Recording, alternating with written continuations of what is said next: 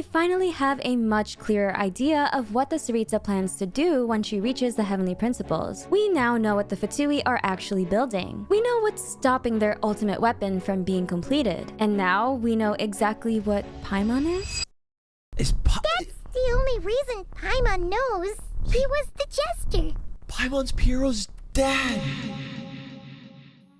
Paimon was summoned out of Celestia by Piero over 500 years ago, brought before King Irmin and Khaenri'ah, and Renova literally calls her a creation of Celestia, which raises a much bigger question. What exactly is Paimon? What was Paimon before Piero summoned her? And why does Renova insist that Paimon has no authority when almost everything about this reveal feels like it's setting her up to become extremely important to the Heavenly Principles themselves? But Paimon isn't the only mystery Snezhnaya just cracked open. We also finally learn what Renova's curse of death actually does, and it completely changes the way we should look at Celestia's control over every single human civilization in Teyvat. Today's video is a recap and theory breakdown of Acts 1 and 2 of the Snezhnaya Archon Quests. We're going through all the biggest reveals, what they actually mean for the story, and the theories they open up. From the Tsaritsa's real plan and Project Mistilteinn to Renova's curse of death, Khaenri'ah's bloodline, the third descender, and of course the absolutely massive Paimon lore we just got. And what I think all of this could finally reveal about Paimon's true purpose in Genshin's story. There's a lot to unpack here, and some of these reveals completely change how we should look at mysteries Genshin has been building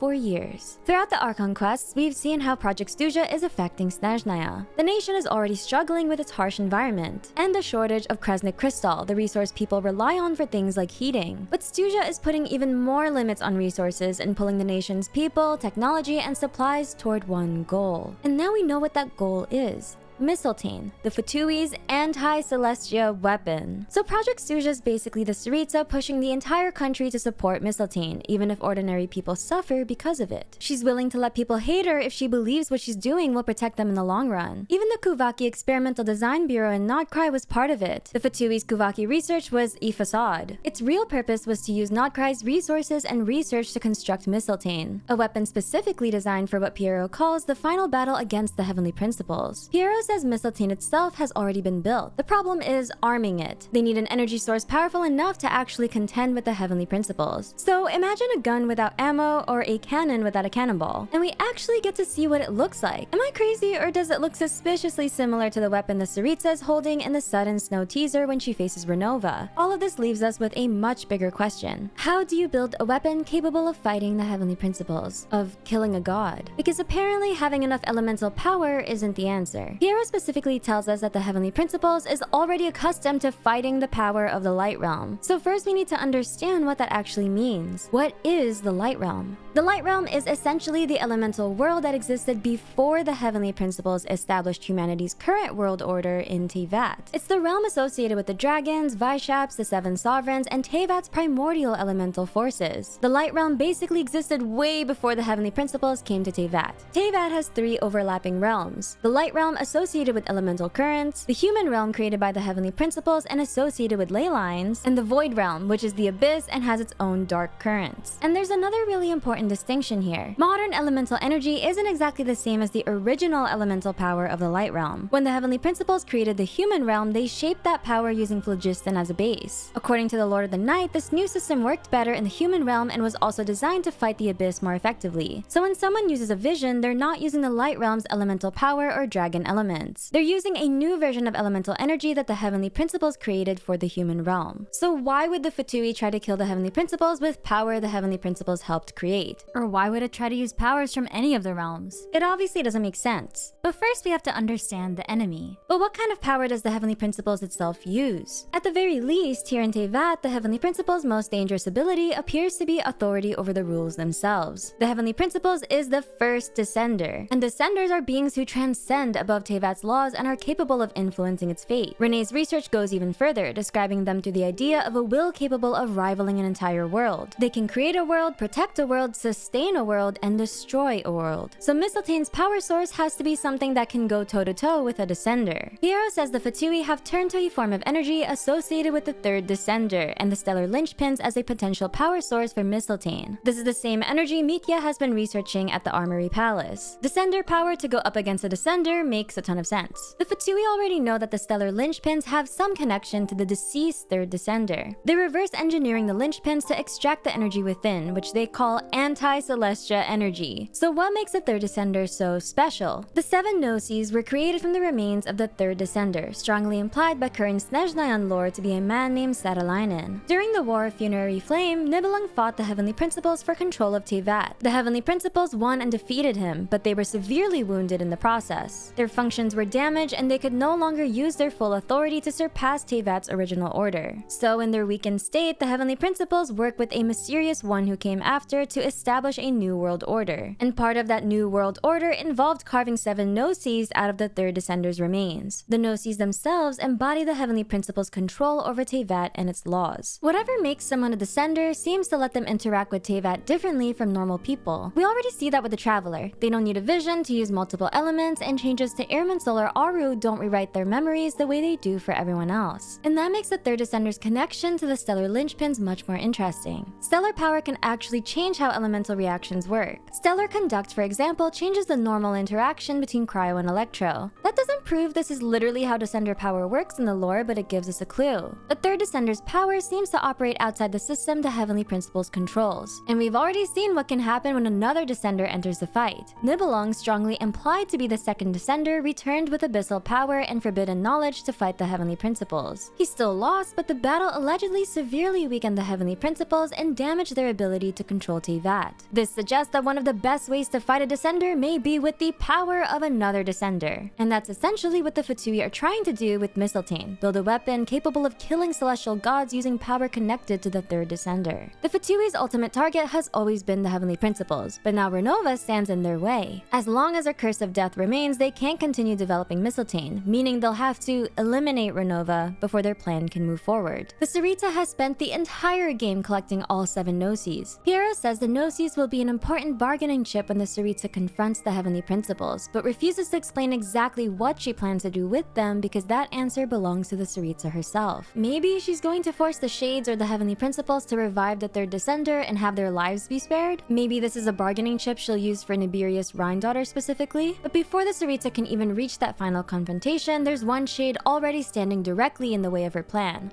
Renova. And this brings us to Renova's Curse of Death. Throughout the Archon Quest, researchers at the Armory Palace had been reporting strange episodes of temporary memory loss. They would lose focus, black out for a moment, and then act like nothing happened. Act 2 finally tells us what was actually happening. They were literally dying. Renova's Curse of Death was placed to block Snezhnaya's technological progress before it could become a real threat to the Heavenly Principles. When research, an experiment, or even an idea reaches the point of a dangerous breakthrough, the Curse of Death triggers. And knowing what we know now about Renova's Curse of Death, Ei's obsession with keeping Inazuma in an eternal, unchanging state suddenly makes a lot more sense. She'd watched khaenri'ah advance too far and lose everything to the Heavenly Principles. So from her perspective, the safest way to protect Inazuma was to make sure it never progressed far enough to attract Celestia's attention in the first place. And Media gives us the clearest example of what happens when you do. While watching the performance at the theater, he suddenly figures something out about his Mistilteinn research. He immediately tries to write it down, and before he can, the Curse of Death activates. Everyone nearby dies with him. The curse doesn't only kill the person who had the breakthrough, it takes the lives of everyone in the immediate area. That's crazy! Renova's ult is just killing you. I can't even imagine fighting something like that. But normally, they don't stay dead. After a short period of time, the victims return to life. And because they don't remember what happened while they were dead, the whole thing feels like a brief blackout or a blip in your memory. That's why the Armory Palace researchers never realized what was happening to them. We've already seen civilizations like khaenri'ah and Hyperborea come into conflict with the Heavenly Principles, and we've seen celestial nails used against ancient regions. Now it seems like not every nail was simply Celestia punishing people for becoming too technologically advanced. We know the nails also have connections to suppressing abyssal corruption and forbidden knowledge. Celestia has rules that can stop human progress before it becomes a threat. That's exactly what's happening with Mistilteinn. The Fatui have already built the weapon and found a possible power source, but Renova's Curse of Death keeps stopping the next breakthrough. So if they want Mistilteinn to move forward, Renova has to be eliminated. I know Project Mistilteinn was probably going to be used for the Heavenly Principles, but I guess Renova's going to be their first test subject. I wouldn't be surprised if all the Shades need to be defeated to even get to the Heavenly Principles though. They all probably have their own rules and curses that will block the Tsaritsa from her end goal. But Renova doesn't just have the Curse of Death. She has another curse that does almost the exact opposite: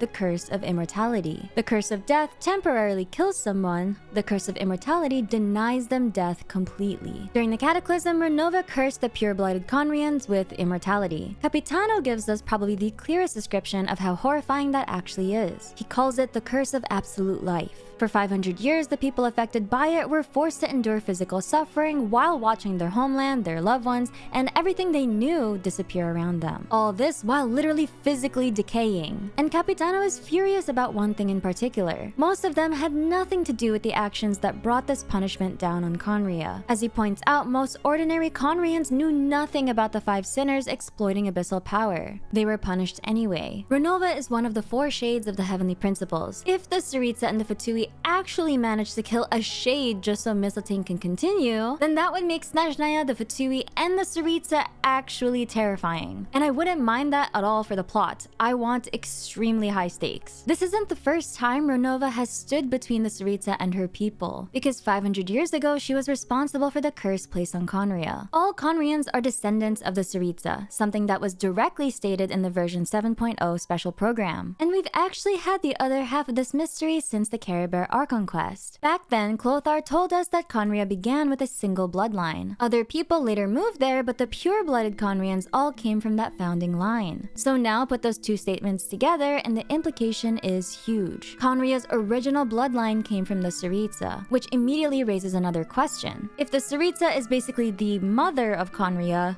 who is the father? We don't know yet, so everything from this point is theory. But there is one candidate that stands out. Satalainen, the third descender. The 7.0 special program describes the third descender as a visitor from beyond this world who came to ancient Snezhnaya carrying a power that could suppress Teyvat's normal rules. And Hymns of the Far North tells us what happened to him. Satalainen traveled to Pohjola to court the daughter of a man named Pakaisuko. Pakaisuko agreed to the marriage, but only if Satalainen opened the gates of Pohjola. Satalainen knew doing that would bring punishment from the heavenly principles. But if he refused, Pakaisuko intended to make his own daughter do it instead.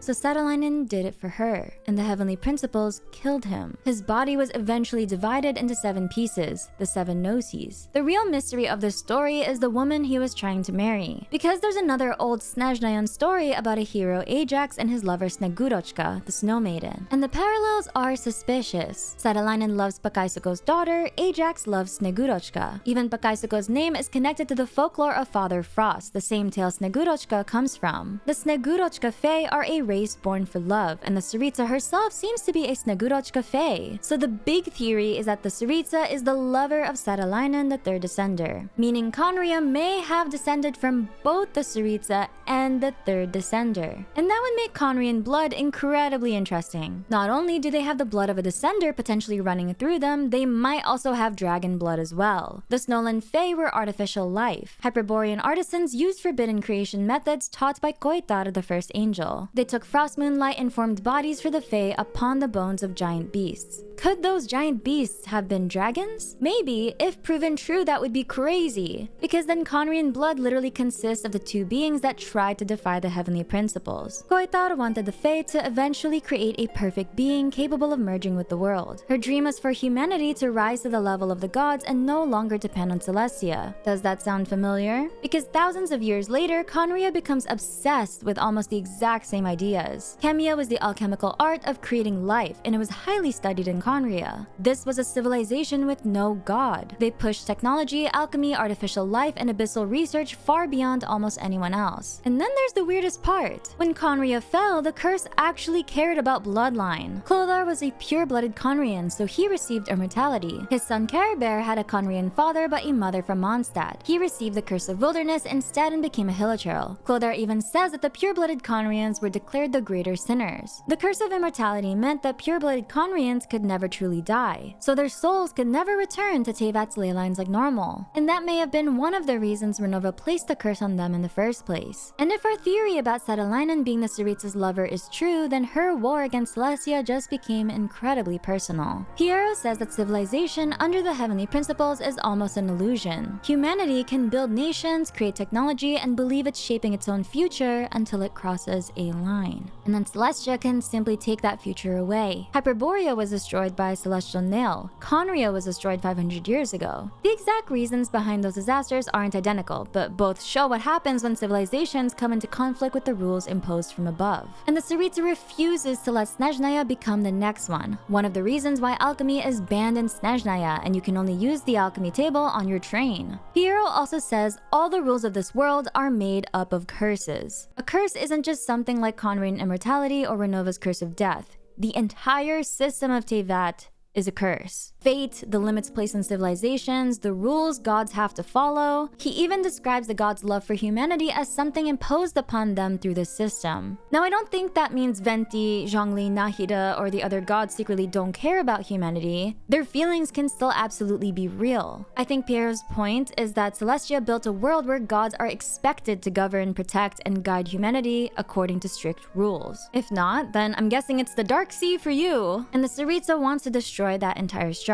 The Tsaritsa plans to seize the authority of the heavenly principles. She intends to reconstruct the entire world and finally free humanity from its curses and lies. She wants to rewrite Teyvat's rules, remove the restrictions Celestia placed on humanity, and create a world where civilization can finally choose its own future. And after everything we've learned, it's becoming pretty hard to defend Celestia. The Tsaritsa might be right about the problem, but wrong about the solution. Her solution is to take away the heavenly principles' authority. And that's where I think the flaw in her plan is going to be. Because if one being having the power to decide the rules of the entire world is the problem, why would replacing who sits on the highest throne fix anything? The Tsaritsa could overthrow the heavenly principles. She could remove every curse. She could genuinely build a better world, a world where free will truly exists. But at the end of the day, humanity would still be living under rules decided by one person with absolute authority. This is where I think true transcendence comes into play. There are basically 3 ways to deal with Celestia. The first is obedience, accept the rules, and submit to the throne. The second is to overthrow. Defeat Celestia, take the throne, and put someone else in its place. But the third is different.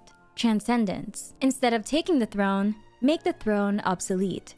Destroy the throne entirely. And I think this is where the Traveler and Paimon become incredibly important. Paimon is a creation of Celestia, but Renova also says something pretty strange. She says Paimon has none of Celestia's power or authority, and as she says it, the camera focuses on the crown floating above Paimon's head. Remember how Paimon started feeling sick after arriving in Snezhnaya? Piero finally explains why. The Armory Palace has been developing anti-Celestia energy for Mistilteinn, and Paimon was reacting to it specifically because she comes from Celestia. So if Paimon is from Celestia, how did Paimon even get to Teyvat in the first place? Piero is actually the person who brought Paimon down from Celestia. The Fatui recently used technology to pull fragments of the Eternal Moon down into Nodcry, but Piero reveals that this technology is much older than that. Its first use was over 500 years ago, in khaenri'ah by Piero. He aimed the technology toward the heavens, hoping to pull something down. Celestia answered, and what came down was Paimon. Piero then brought it to King Irmin, apparently hoping such a huge discovery would finally impress him. It didn't. Irmin had no interest in Paimon, so she ended up living in Piero's place until the Cataclysm. Which is crazy because there's a huge chance Paimon and the Traveler's sibling actually met. And after that, we have no idea what happened to her. There's a 500-year gap in Paimon's story before the Traveler eventually finds her, but somehow that's not even the weirdest part. Because Piero says that when Paimon first arrived, her mind was like that of a newborn infant. She apparently knew basically nothing, and Piero couldn't tell what kind of being she may have been in Celestia before she came down. One possibility is simple. Celestia created Paimon, Piero pulled her down shortly afterward, and she really was new. But there's another possibility. Paimon may have existed in Celestia long before that, only to arrive in khaenri'ah with none of her old knowledge or memories. But if Paimon was a creation of Celestia, why was she created? Theory.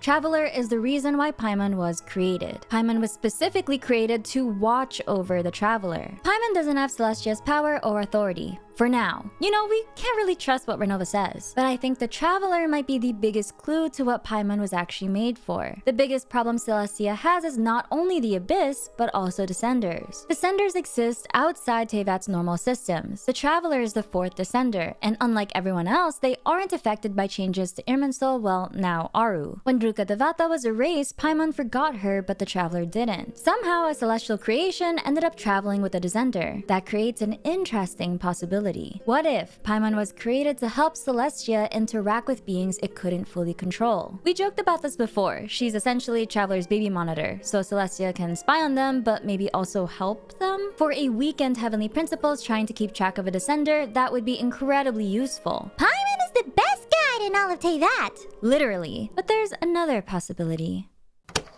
It's becoming more and more intriguing to me exactly what Paimon could be. A creation of Celestia, sure, but I'm curious if she could possibly be the reason none of the ruling shades currently abide by. What has this journey truly been about? Theory. What if Paimon is the ruler of reason? Genshin repeatedly gives names from the Ars Goetia. It's the first book of the Lesser Key of Solomon, a 17th century grimoire describing 72 demons, their ranks, powers, and seals. Barbados, Morax, Baal, Buer, Asmodee, Nabirius, and Renova appear to come from this book, amongst many more. Then there's Paimon. Paimon having a Goetic name was always a huge clue that she had some connection to Celestia. And the original Paimon is actually pretty interesting. In the Ars Goetia, Paimon is a ninth spirit and holds the rank of a great king. He's described wearing a magnificent crown, but his abilities are mostly connected to knowledge. He teaches arts and sciences, reveals hidden things, explains the nature of the world, and can even answer questions about the mind and where it exists. He's also said to belong to the angelic order of dominations. So the original Paimon is basically associated with a crown, knowledge, hidden truths, and the mind. Which, okay, if you squint, might be closely related with our Paimon. Our Paimon also has a crown floating above her head, and that crown might be one of the biggest clues. Every artifact has 5 items: the Flower of Life, the Plume of Death, the Sands of Aeon, the Goblet of Eonathem or Space, and the Circlet of Logos or Reason. And those first 4 line up almost perfectly with the 4 shades. Life is Nabirius, Death is Renova, Time is Istaroth, Space is Asmodee, which leaves one piece: the Circlet of Logos, meaning reason might be associated with the Heavenly Principles themselves. That doesn't prove she's secretly the Heavenly Principles yet. But what if she's connected to the principle represented by that crown? Reason.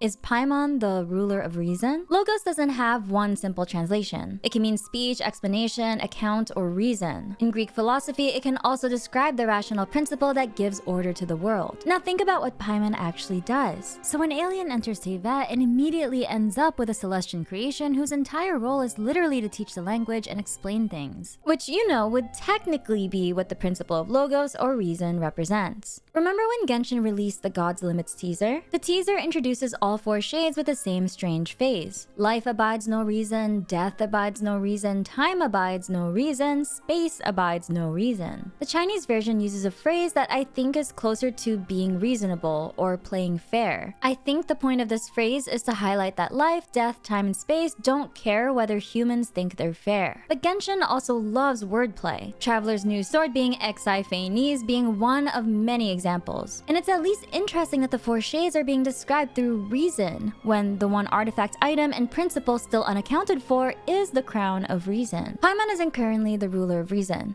but maybe she's supposed to be. Maybe she's some kind of vessel, creation, or embodiment of that principle without currently possessing its authority. At least not yet. But there's another Paimon theory that might be even more obvious, because the game basically jokes about it to our face. Theory: Paimon is Feinis. After Paimon learns that she came from Celestia, one of the Traveler's dialogue options is, as long as you're not the Heavenly Principles, we're good. Which is a very suspicious joke to make right after finally revealing Paimon's origin. And there's another clue hidden in the Heavenly Principles' name. The Frostmoon Scions call the Heavenly Principles Pitkamunen. In Chinese, that name is written like this. Paimon's Chinese name is this. Those exact 2 characters appear inside Pitkamunen. So even 6 years later, the Paimon Heavenly Principles connection is getting very hard to ignore. There are a few ways this could work. Paimon could be the Heavenly Principles in a weakened form. She could be a fragment of them. Or, and this is the theory I personally like the most, Paimon could be the next Heavenly Principles. Let's start with the simplest possibility. Paimon could literally be a weakened Feinis. We know that according to Neuvillette, the Heavenly Principles was severely injured during the War of Funerary Flame. Their functions were ruined badly enough that they could no longer use the absolute authority they once had over Teyvat. So you could imagine something similar to what we've seen happen to other gods in Genshin. A once incredibly powerful being loses his powers, memories, and original form, and what remains is Paimon. That would explain why she has no celestial authority now. But there's another version of this theory. Paimon could be a piece of the heavenly principles. This is something we've discussed before, and this theory hinges off the existing theory that the heavenly principles is an AI, specifically the Traveler's spaceship AI. Stay with me, here's some background information. The Traveler's spaceship was controlled by what the game strongly implies was an extremely advanced artificial intelligence. It managed a ship for thousands of years, chose destinations, protected the twins, and was capable of overseeing technology that could terraform entire worlds. Now, to be very clear, the heavenly principles being that AI is still a theory, but Project Moongazer gave us something much more concrete. Genshin has now shown that information can be preserved and used to create new life, and that database life forms exist. Ninkigia gathered enormous amounts of stored data, combined it with the moon's power of creation, and produced new information-based life forms. The Moongazer story also shows living beings merging with completely foreign forms of life and becoming something new, which gives us a really interesting possibility. If the heavenly principles is some kind of artificial or information-based being, then Paimon could be an instance of it. Think of it like copying part of an AI into another body, or detaching its emotional or imagination module and placing it in another being. But once the copy's separated, it starts having its own experiences. Eventually, it becomes its own person. And that leads us directly into the version of this theory that I've been thinking about for a while now. We touched upon this already in a previous video, but let's expand on it with the bountiful new Snezhnaya lore. What if Paimon isn't the current heavenly principles? What if she was created to replace them? What if she's supposed to be the new heavenly principles? Right now, Celestia has a pretty serious problem. Its ruler isn't functioning properly. The heavenly principles never fully recovered from the War of Funerary Flame and perhaps the Cataclysm. And years later, things aren't exactly improving. They're still asleep. In the God's Limits teaser, Rhine-Daughter says the heavenly principles have yet to awaken. And without direct orders, Renova says the Shades can only act within the existing rules. That makes Celestia sound less like this all-powerful government and more like a computer system running without its administrator. You know how much a computer scientist in me loves the computer analogies. The rules are still there, the Shades are still doing their jobs, but the person at the top isn't responding. So what happens if the heavenly principles never fully comes back? You would need a successor, and Paimon's existence suddenly makes a lot more sense. The four Shades explicitly call themselves shadows of the heavenly principles. If reason belongs to the heavenly principles themselves, then there doesn't need to be a shade of reason. Reason is what casts the shadows, what creates the shades. A shadow is a dark shape made when an object blocks light from a source. The shadow shows the outline of the object but has no light or substance of its own. The four shades may each represent only one limited part of a much greater governing principle, but none of them can see the whole picture. Reason is supposed to. And if Paimon really represents reason, this gets really poetic. The current heavenly principles may represent cold, absolute, godly reason. Reason to them is imposing order, creating laws, and controlling the world from above. Paimon would represent reason after actually experiencing the world those laws affect. What if she's learning how to become something better than the heavenly principles that came before her? Think about what Paimon has actually been doing for the entire game. She's traveling through every nation in Teyvat. Mondstadt teaches her about freedom, the UA contracts, Inazuma eternity and change, Sumeru wisdom, Fontaine justice, Natlan death, sacrifice and rebirth, and now Snezhnaya is forcing her to confront Celestia itself. Paimon is basically being taught every major ideal that has shaped every human life in Teyvat, which makes perfect sense for a future ruler. Pyrrha tells us that when she first came down from Celestia, her consciousness was basically like that of a newborn. She's a new heavenly principles that hadn't learned anything yet. A literal baby. If that's true, then traveling with a traveler may be the most important thing that could have happened to her. Because look at how the current heavenly principles ruled Teyvat. They defeated the dragons, took their authorities, imposed a new world order, and governed humanity from above through strict rules, curses, and punishments. Their rule was less about understanding the people of Teyvat and more about controlling the world they lived in, perhaps because the heavenly principles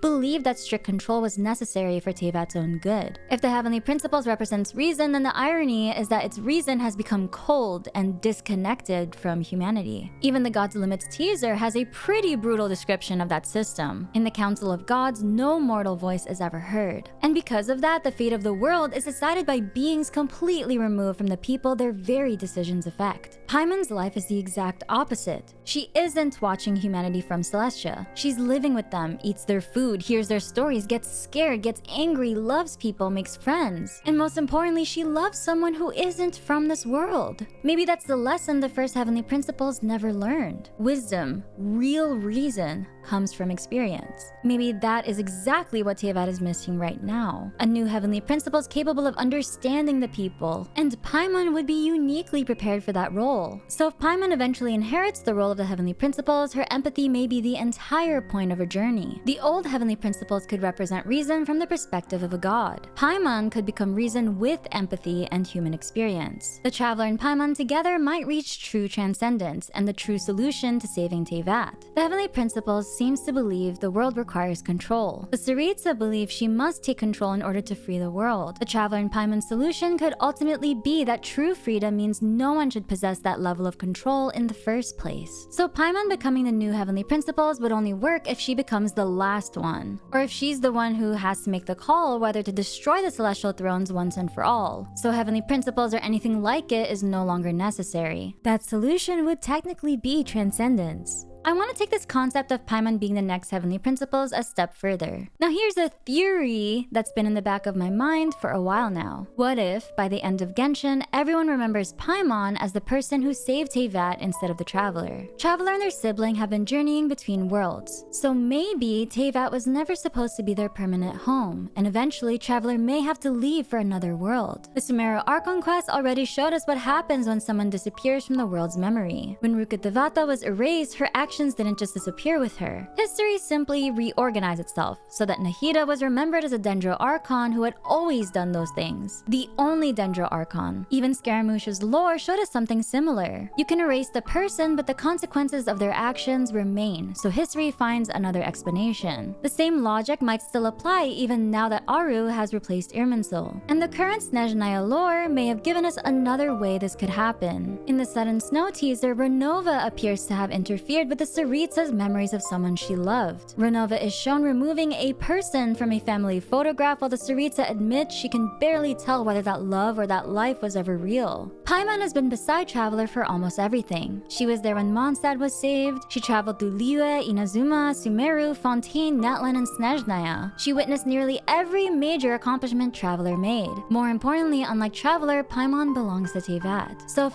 everyone's memories of Traveler were removed, the events themselves would still need an explanation. Who saved those nations? Who stood beside the Archons? There would already be one person sitting inside almost every one of those memories.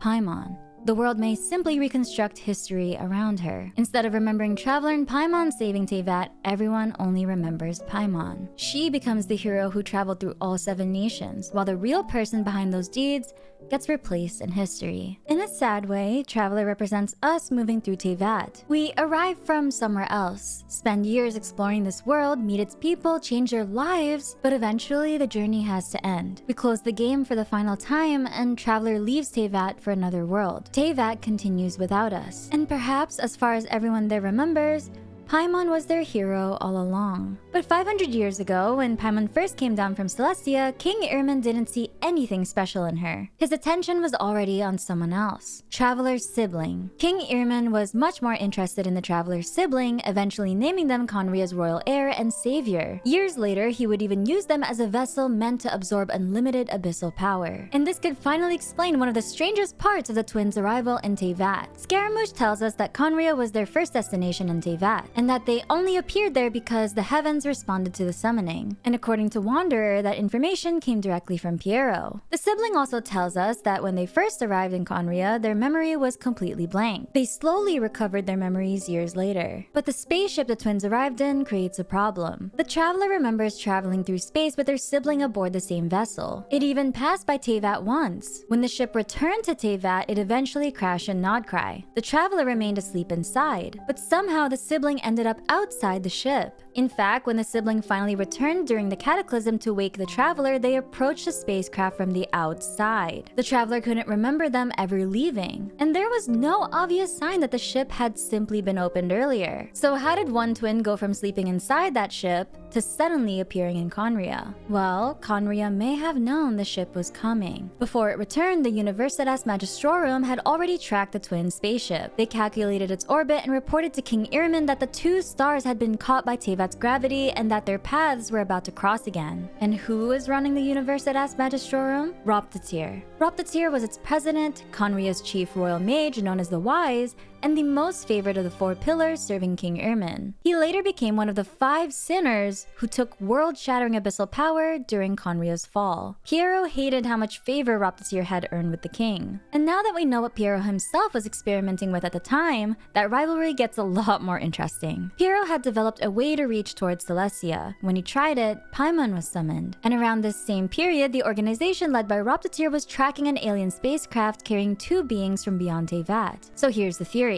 What if Roptatyr was involved in the summoning that brought the sibling to khaenri'ah? Maybe Piero's experiment and methodology was yoinked by Roptatyr. Maybe Roptatyr or researchers under the Universitas Magistrorum understood the same basic technology and used it on a much bigger target, the Traveler's sibling. And if that's what happened, the timeline suddenly makes a lot more sense. The Traveler's sibling was pulled from the spaceship by khaenri'ah's summoning. That would explain why the sibling could later return to the ship from the outside to wake the Traveler. And it explains why their hibernation chamber was never opened. We finally have answers to mysteries Genshin has been sitting on for years, but almost every answer opens up an even bigger question. The Tsaritsa is preparing to overthrow the Heavenly Principles. khaenri'ah's bloodline may go all the way back to her and possibly even the 3rd descender. And Piero's experiments may have inspired the same technology that brought our sibling into khaenri'ah. Most importantly, Paimon is no longer just suspiciously connected to Celestia. It's been confirmed she actually came from there. And if Snezhnaya's story really is building toward a choice between submitting to Celestia, replacing it, or transcending it entirely, then I don't think the Traveler is the only character we should be watching anymore. Because after everything we just learned,